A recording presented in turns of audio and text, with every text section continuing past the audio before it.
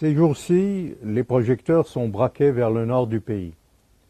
Les dernières révélations des services du renseignement de Tsahal sur la nouvelle infrastructure terroriste du Hezbollah sur le plateau du Golan, ainsi que l'éventuelle reconnaissance par les États-Unis de la souveraineté israélienne sur ce plateau, auront dans les semaines à venir des répercussions locales, régionales et internationales.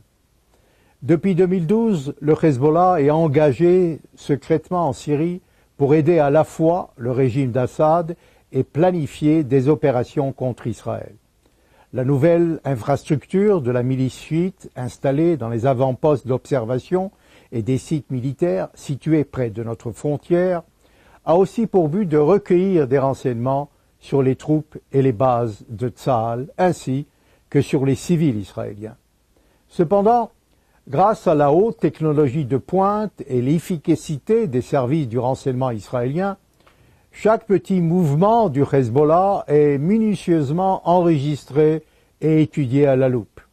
Les chefs de la milice chiite sont tous dans notre collimateur. Désormais, toutes les activités terroristes ou les projets secrets de l'Iran sont démasqués au grand jour et rien ne sert de les dissimuler ni les démentir. Nous connaissons parfaitement les activités du chef du réseau terroriste sur le plateau du Golan, Ali Moussa Dagdouk.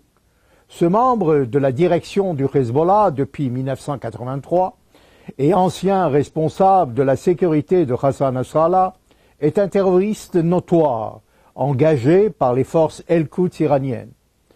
Le réseau terroriste du Hezbollah en Syrie était jusqu'à ce jour ultra secret. Le régime d'Assad et également les Russes, omniprésents sur le terrain, ont appris sa présence par les révélations israéliennes. Bien évidemment, nous tenons le régime syrien pour responsable de toute activité et agression contre nous. Israël a évité, à juste titre, d'intervenir dans le conflit syrien, mais il va de soi que l'État juif prendra toutes les dispositions pour se défendre, notamment par des opérations préventives au-delà des frontières, telles qu'il le fait systématiquement. Rappelons aussi à la communauté internationale que depuis la nuit des temps, le plateau du Golan fait partie du patrimoine hébraïque. Par rapport aux gigantesques terres arabes, ce minuscule territoire représente pour nous une grande importance stratégique.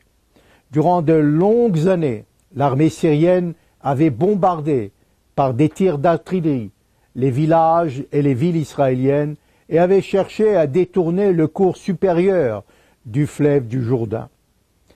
En plus des facteurs topographiques, la présence d'Israël sur les hauteurs du Golan constitue un avantage stratégique essentiel pour le renseignement militaire. De ce fait, les installations de Tsahal au sommet du mont Hermon sont connues pour des Israéliens comme étant les yeux et les oreilles de la nation. La reconnaissance par les États-Unis de la souveraineté israélienne sur les hauteurs du Golan constituerait l'accomplissement d'une série d'assurances diplomatiques antérieures données à Israël par les administrations passées.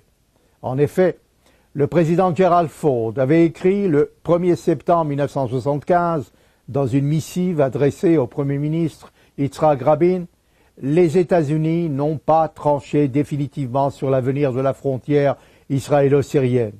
Au moment voulu, ils accorderont beaucoup de poids à la position israélienne, à savoir que tout accord de paix devrait reposer sur le fait qu'Israël restera sur les hauteurs du Golan. » Soulignons que le Hezbollah et les Pasdaran sont des terroristes sanguinaires qui financent, commandent et sèment la terreur dans notre région, en Syrie, dans la bande de Gaza, dans le Sinaï, au Yémen, mais aussi en Afrique et en Amérique latine. Souvenons-nous des attentats à Buenos Aires, Bombay ou Burgas. Depuis 1992, Nasrallah fait la pluie et le beau temps dans le pays du Cèdre et dicte l'ordre du jour politique. Arrogant et irresponsable, Nasrallah est un homme dangereux.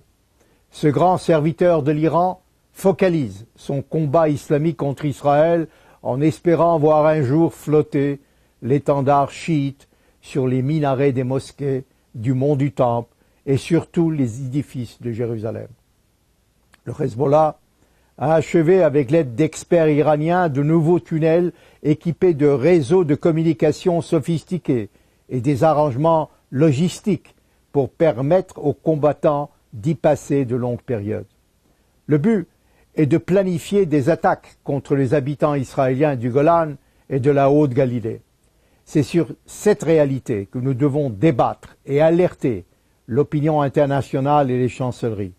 Le plateau du Golan a été calme durant plusieurs décennies et les pays occidentaux devraient agir avec détermination pour qu'il ne se transforme pas en plaque tournante du terrorisme international, puis devenir après un territoire dominé par les Iraniens.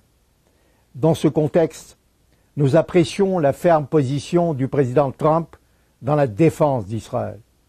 Contrairement à la France, l'Amérique ne parle plus de territoire occupé et soutient sans équivoque et par des actes les intérêts sécuritaires et stratégiques de l'État juif dont des frontières sûres et défendables.